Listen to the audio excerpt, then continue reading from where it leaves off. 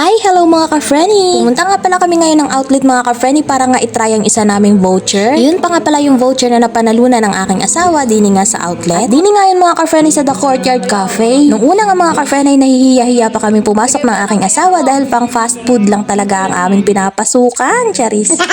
Yung mga kumakain kasi na nakikita namin dito mga ka-Frenny ay mukha talaga mga naka-LLL sa buhay. Pero nga dahil nanghihinayang kami sa aming voucher mga ka-Frenny kaya ayun tinry nga namin pumasok at tingnan nga kung magkano yung mga price dito. Yung pinakamababang price nga dito mga ka-Frenny ay yung drinks nga nasa halagang 200 plus nga yun. Kaya sabi ko nga sa asawa ko mga ka-Frenny ay ibigay na lang niya yung voucher na yun at kami na nga lang ay mag-Jollibee. Kaya ayun mga ka-Frenny umalis na nga lang kami at pumunta nga kami din sa USDS ulit. Itatry nga ng asawa kong bumili ng bagong damit mga ka-Frenny dahil nga meron silang awarding at kasali nga siya doon. At pagdating nga namin dito mga ka-Frenny ayun nga wala pa palang mga stock na damit pambata dito at yun pa din ang mga stock na pinuntahan namin nung nakaraan. Kaya nag-ikot-ikot na nga lang kami ni Talin at hinayaan ko na nga lang ang asawa ko na pumili ng damit na gusto niya.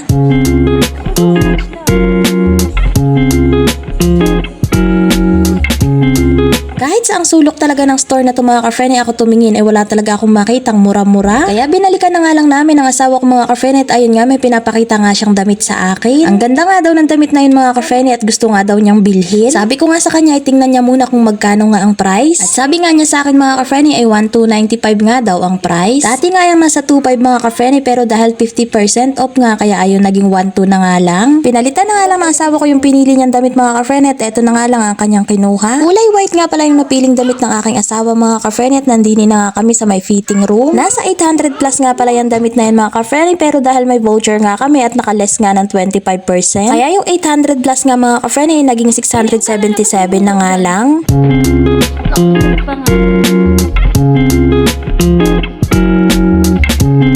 Tatlong voucher nga pala ang nakuha ng asawa ko mga ka-Frenny at bawat isa nga ay 25% off. At kada isang item nga lang mga ka-Frenny ay isang voucher nga lang pala ang pwede mong gamitin. At eto nga pala mga ka-Frenny original price ng damit na napili ng aking asawa. At habang nakapila nga pala sa counter ang asawa ko mga ka-Frenny ay nag-iikot-ikot nga kami nitong si Talin. Karga-karga ko nga lang si Talin mga ka-Frenny at hindi ko nga siya mabitawan dahil natatakot nga ako at baka maabot niya yung mga babasaging baso dito. Napakamamahal pa naman ang mga tinda dito.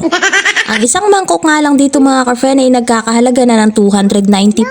Pati nga pala yung sandok dito mga ka-Frenny ay nasa 199 nga ang bawat isa. At nung makatapos na nga magbayad ang asawa ko mga ka-Frenny, eto pala ang bag nila. Gandang-ganda nga ako. At eto nga mga ka-Frenny, may nakita nga kaming Fubu at Krisa dito. Sabi nga ng asawa ko ay pumasok nga daw kami dito at ibibili nga daw niya ako ng damit pamasko. Kaya ayun mga ka-Frenny ay pumili nga agad ang person. At syempre mga ka-Frenny yung dinampot ko ay yung mga nakasale lang. At pagkalabas nga namin doon sa store na yun mga ka-Frenny ay pumunta nga kami dito sa mga pailaw. So yun na lang muna mga ka-Frenny for today's video. Maraming salamat sa iyong panunood. Follow nyo naman ang aking FB page mga ka-Frenny at mag-share ng aking mga mini vlogs. Bye!